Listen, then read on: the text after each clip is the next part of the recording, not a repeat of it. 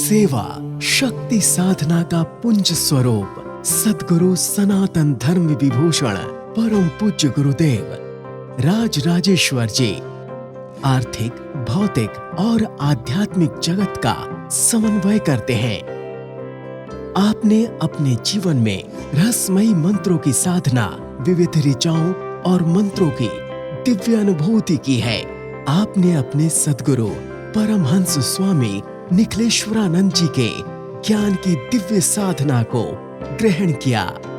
आपने ओजस्वी संतों, सिद्ध पुरुषों से रहस्यमय ज्ञान को आत्मसात करने के पश्चात ब्रिटेन में इंटरनेशनल सिद्धाश्रम शक्ति सेंटर की स्थापना की, जिसके माध्यम से साधकों को नित्य निरंतर शिव और जीव का महत्व बता रहे हैं और रहस्यमय साधना को नए आयाम प्रदान कर रहे हैं।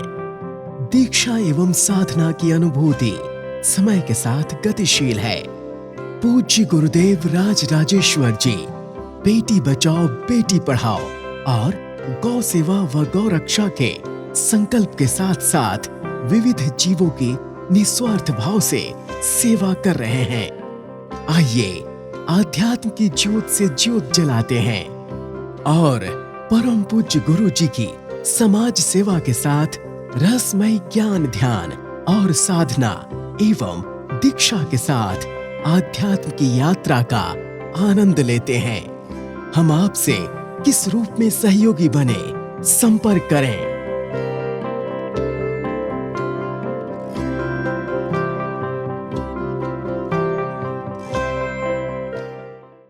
ओम श्रीम गुरुवे नमः। हरि ओम सच्चिदानंदाय नमः। ओम श्रीम गुरुभ्यो नमः। स्पिरिचुअल जर्नी, और इस स्पिरिचुअल जर्नी में विश्व के अंदर हमारे चैनलों के माध्यम से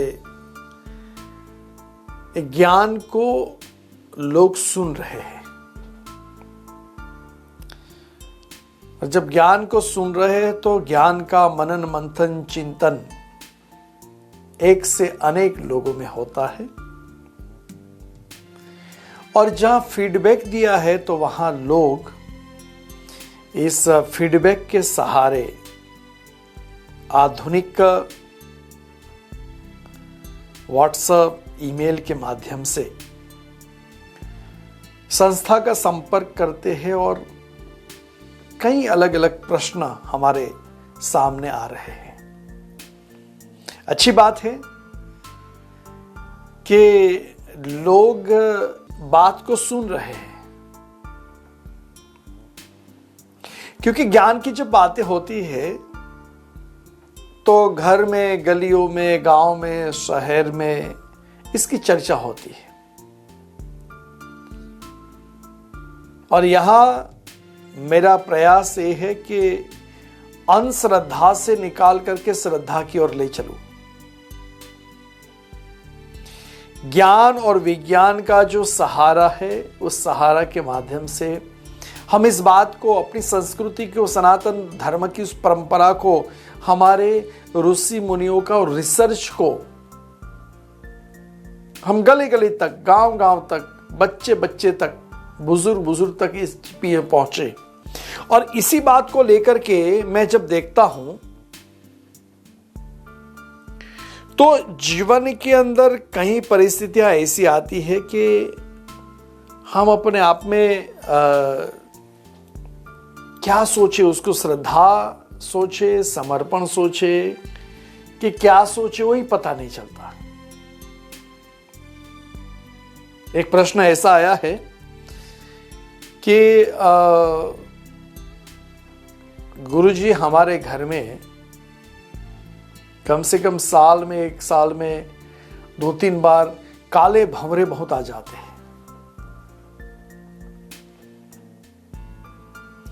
घर में काला भंवरा आना ये क्या, किसका प्रतीक है? क्या आकस्मिक धन प्राप्ति होने वाला है, कहीं शुभ समाचार आने वाले हैं, कहीं अशुभ समाचार आने वाले हैं, क्या है? तो ऐसा प्रश्न पूछा गया है और इस प्रश्नों का संशोधन मैंने जब किया, शास्त्रों का मनन मंथन चिंतन जब किया, तो उस मनन मंथन चिंतन के अंदर बहुत अच्छी चीज निकली। उसका उपाय भी ढूंढा, संतों से वार्तालाप भी की, क्योंकि कई बार जो मेरे अनुभव में आया है शायद किसी और संत के अनुभव में भी आया होगा, शायद कोई महात्मा के अनुभव में भी आया होगा। तो मैंने जो मेरे अनुभव में आया तो उस बात को मैंने कंफर्म किया कई संतों से, तो वो कंफर्मेशन आया और फिर पता चला तो वास्तव में ही है।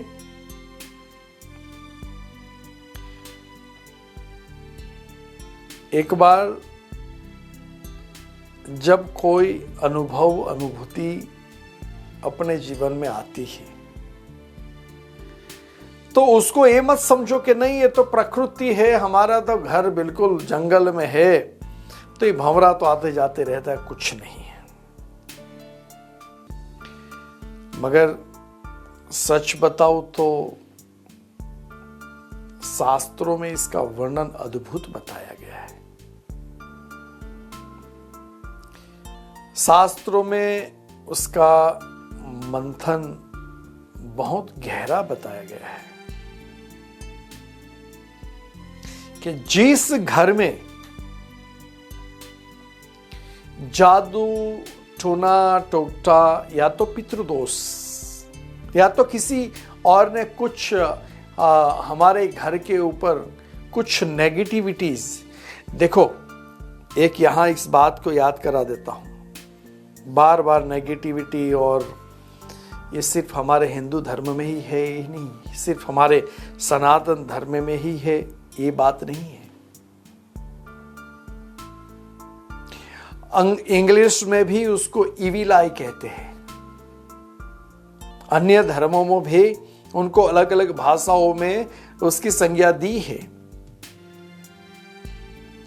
और लोग जो जलन होते हैं, लोग जब अपने आप में नेगेटिविटी, जो चीज वो खुद नहीं कर पा रहे हैं वो चीज आपने करके दिखाई, इसीलिए जो हृदय के अंदर मन के अंदर वो जो भाव है, वो जो अपने आप में चिंतन है, उसको इविल आई कहते हैं। और कई दूसरे प्रकार के लोग वो होते हैं कि जो अपने आप में किसी की प्रगति, प्रोग्रेस, धन, वैभव, यश, कीर्ति, मान, सम्मान, प्रतिष्ठा नहीं देख पाते हैं, तो इसीलिए उनके लिए दुआ तो छोड़ो मगर बद्दुआ देते हैं। और ऐसी सब घटनाओं के माध्यम से चाहे काला भंवरा जो घर में बार बार आता है, जो प्रश्न आपने किया, वो चाहे 100 किलोमीटर भी दूर हो, वो आपके घर में आएगा। वहां प्रश्न ये आता है कि भाई भंवरा तो सुगंधित फूलों के पास ही जाता है, भंवरा तो सुगंधित फूलों में ही बैठता है, तो ये क्या है? भंवरा सुगंधित फूलों के पास भी जाता है वहां सुगंध लेने के लिए, और भंवरे से ही सीखे आप कि सुगंधित पुष्प जहां जहां है वहां भंवरा जाकर के उसका अंश, उनका सारांश, उसका तत्व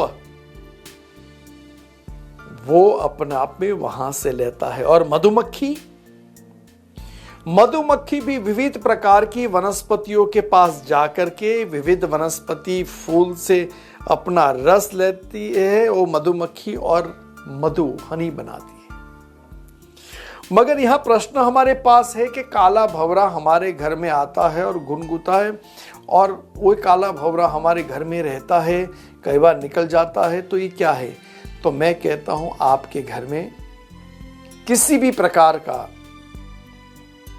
कोई नेगेटिविटीज, किसी भी प्रकार का कोई जादू टोना टोटका की नेगेटिव इफेक्ट आपके पास है, और वो इफेक्ट के माध्यम से आपके घर का जो प्रोग्रेस, आपके घर में बच्चों बीमार रहना, आपके घर में कार्य सिद्धि नहीं होना, ये सब क्रिया इसके माध्यम से होती है। मगर अभी बात ये आई, प्रश्न ये पूछा गुरुजी, एक तो ये भंवरा आता है, दूसरा प्रश्न ये पूछा कि उसका उपाय क्या करें।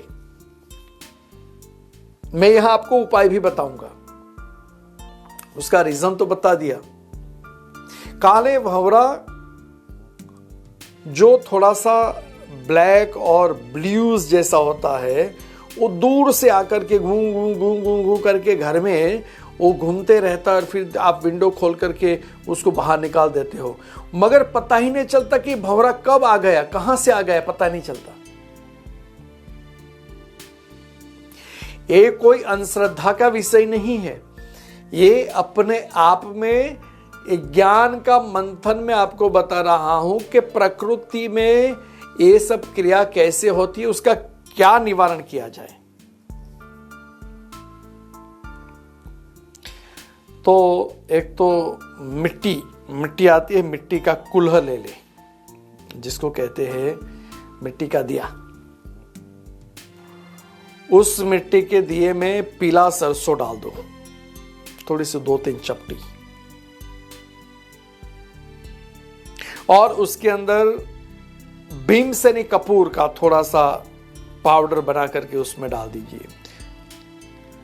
इस भीमसेनी कपूर ये ओरिजिनल कपूर होता है, आप बाजार में से प्राप्त कर सकते हो, और उसको आप दोनों हाथ में लेकर के एक हनुमान चालीसा का पाठ करें। श्री गुरु चरण सरोज रज निज मन मुकुर सुधार, बन रघु रघुवर बिमल जसु जो दायक फलचार। ये एक पाठ आप हनुमान चालीसा का करोगे, उस दिए में पीली सरसों और भीमसेनी कपूर डाल करके पाठ करने के बाद उसको सामने रख दो और उसको जलाओ, जैसे दीपक को जलाते हैं वो जल जाएगा। कपूर को हम जलाते हैं, इसे आरती करते हैं तो वो जल जाएगा। फिर वो जलता हुआ कपूर और सरसों को आधे में फिर बुझा देना है, पूरा जलना नहीं चाहिए, आधा चले, जैसे कि आपको पता चले कि अभी आधा जल गया आधा बाकी है, तो उसको बुझा दो। जब बुझ जाएगा तो उसका जो धुआं, उस धुएं को लेकर पूरे घर में आप घुमा दो। जब वो धुआं पूरे घर में आप उसको घुमाओगे तो उसके अंदर से जो एनर्जी निकलेगी, वो एनर्जी काला जादू को, नेगेटिविटी को, टोने टोटे को, इविल आइज को खत्म कर देगी। और ये प्रयोग जब भी आपके घर में ऐसा भंवरा कुछ आए तो उस दिन कीजिए। अगर उस दिन नहीं है फिर भी आपके घर की रक्षा प्राप्त करनी है तो आप कोई भी अमावस्या के दिन ये प्रयोग करें। आप स्वयं अनुभव करोगे कि मैंने जो ये प्रयोग बताया, ये प्रयोग कितना सीधा सादा सरल और सटीक है।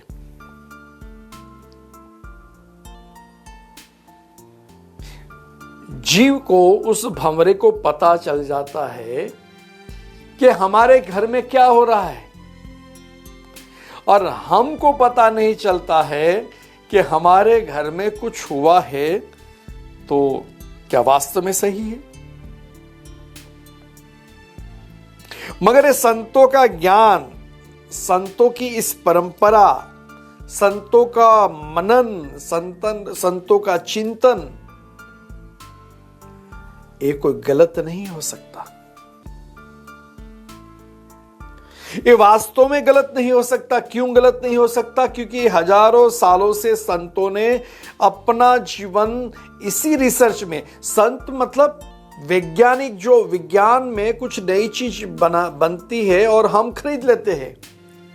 संतों ने भी अपना जीवन इसी रिसर्च में निकाला हुआ होता है और यही ज्ञान आपके अलग अलग संतों के माध्यम से, अलग अलग गुरुओं के माध्यम से, अलग अलग विद्वानों के माध्यम से आपके पास पहुंच रहा है। और ये ज्ञान आपके पास जब पहुंच रहा है तो आप अवश्य इस बात का ख्याल रखें, ऐसा कुछ घर में घटना हो रही है तो आप ये प्रयोग कर लें। और घर के हर बच्चे को सुरक्षित रखना है तो घर में एक भारत के हनुमान जी कम से कम 1 किलो के हो और ज्यादा से ज्यादा 11 किलो के हैं। जितना बड़ा घर इतनी बड़ी प्रतिमा। तो ये प्रतिमा को लाकर के घर में स्थापित कर दो तो घर के अंदर कभी भी भूत पिशाच निकट नहीं आवे, महावीर जब नाम सुनावे। तो ये प्रयोग आप कीजिए और ये प्रयोग करने के माध्यम से आपको एक अद्वितीय चेतना घर में, जैसे कि मैंने कहा वो मिट्टी का दिया, उसके अंदर पीली सरसों और उसके अंदर भीमसेनी कपूर और ये सब चीज डाल करके जो उसके तरंगे निकलेगी, उसकी तरंगों में इतनी पॉजिटिविटी होती है, इतनी दैविक शक्ति होती है कि नेगेटिव शक्ति को वहां ही खत्म कर देती है। और ये बात को मैं अपने आप में इसलिए कह रहा हूं कि हमने तो पढ़ाई लिखाई तो कर ली, हम अपने संतों को रिसर्च को साइड पे रख दिया।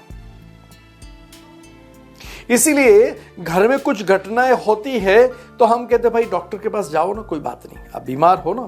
मगर बीमार की भी रहस्यता क्या है? बीमारी की रहस्यता क्या है? बीमारी की रहस्यता यही है। मगर वहां ये मत एक ख्याल ऐसा दिमाग में मत लेना, देखो मेरा घर काला हो जाएगा, मेरे पर्दे काले हो जाएंगे, अभी क्या करूं।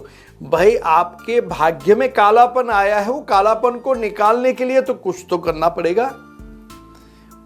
पर्दे काले हो जाएंगे तो वॉशिंग मशीन में डाल दो, सफेद हो जाएगा। मगर आपका भाग्य काला हो जाएगा तो इसके लिए कोई बड़ा वॉशिंग मशीन नहीं बना है। और इसलिए बार बार मैं कह रहा हूं कि शास्त्रों का सहारा, संतों का सहारा, उस विद्या का सहारा, उस अनुभवी की बातें आपके जीवन में अपनाओ। और जब आप अपने जीवन में बातों अपनाओगे तो जीवन एक ऐसा अद्वितीय बन जाएगा कि आपके जीवन में कभी दुर्घटनाएं जैसी क्रियाएं होती है तो उसका मार्ग मिल जाएगा। और मैं प्रभु से यही प्रार्थना करूंगा कि जो ज्ञान है, ज्ञान गली गली में बांटो। ये जो प्रयोग बताया, ये प्रयोग भी आप गली गली में बांटो